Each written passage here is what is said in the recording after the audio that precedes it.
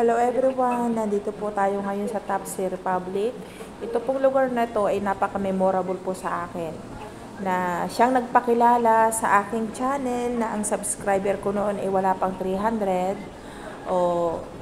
Since andito po kami noon na kumain, nag-upload po ako ng isang video, short video, na tagilid pa nga ang video niya. Papakita ko po sa inyo mamaya. Iyon po ay nag-viral. So doon po umangat ang aking channel. Doon po ako nagkaroon ng pagpupursige na para maipost ko yung aking channel dahil tumaas po ang aking channel ng kulang 1K. Doon po ako nakakuha ng maraming subscriber kaya napaka-memorable po sa akin ang kainan na ito, Tapsi Republic. Bukod po sa napakasarap ng pagkain dito, talagang ito po ang nagpaangat ng aking YouTube channel. Guys, panoodin nyo po.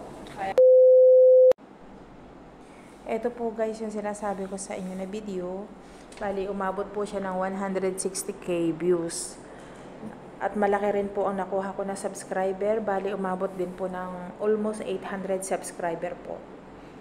Kaya dyan po ako nagkaroon ng pagpupursige mag-vlog. Guys, ito ang nagpasikat sa YouTube ko dito. Dito sumikat. Kunin! Kaya lumaki yung aking channel dahil dito sa tabi ng video. Maraming kakanin. Kakanin. Ayan, mga Pilipinano. Ayan. Paboritong kainan namin yan.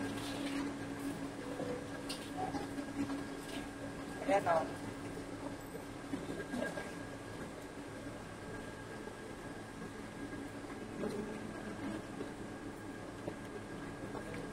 Yes, ma'am. Ano hinahanap? Meron tayo barbecue. Shanghai shumai. Siyempre siya pa naman nagbayad. Di talaga siya makabuto. Anong sabaw yan? Chicken. Din po sabi natin. Oo. I-try sabaw. Bakit?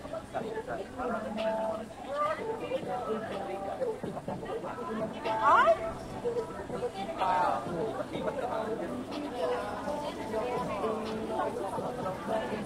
May patunay. Kasi may patunay na nangihingi siya ng bayan sa kanya sa true case. Ito ang aming in-order kasi nag-lunch na kami kanina. Wala pa.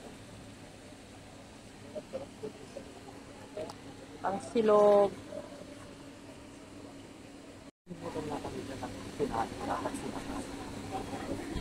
Diba?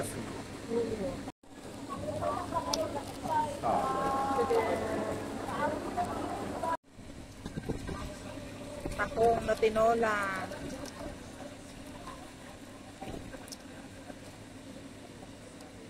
Wow. May ano sila.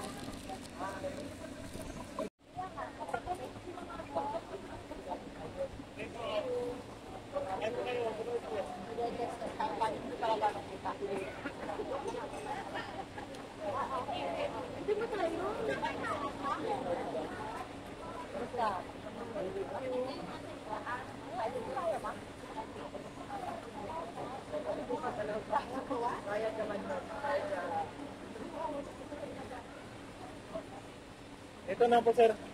Ay, sorry. Ito guys, tinan nyo. Diba talaga dito sa Tapsi Republic, napakarami talaga kumakain dito. Mga kabayan. Kumpara doon sa kabila, diyan sa kabila, iba na yan. Dito talaga maraming kumakain. Lalo na mamaya, napakadami.